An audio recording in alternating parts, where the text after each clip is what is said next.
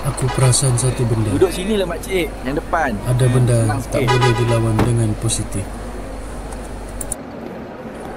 Okey, masa untuk bergerak. Perjalanan ke Kota Kinabalu mengambil masa 10 jam. Selamat berehat semua. 2 hours later.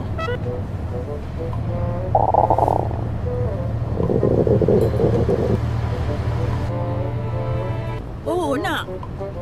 Bulikah kau berhenti sekejap? Sakit buah parut makcik. Mau pergi toilet dulu. Kiri kanan hutan saja ni.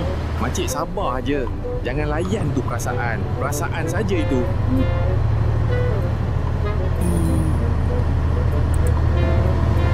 Itu semua hanya mainan perasaan saja tu makcik. Makin makcik fikir, makinlah dia mau jadi. A few moments later. Aduh, nak. Sebetul-betul tidak tahan sudah ini. Mau birak sudah ini, nak. Okey. Okey makcik. Dalam 20 minit lagi ada stesen minyak di depan. Nanti kita berhenti di sana.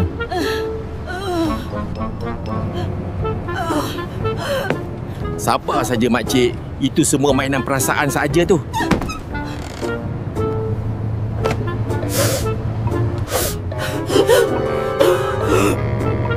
Bau apa ini? Makcik birak ke? Tak adalah. Perasaanmu saja tu, nak.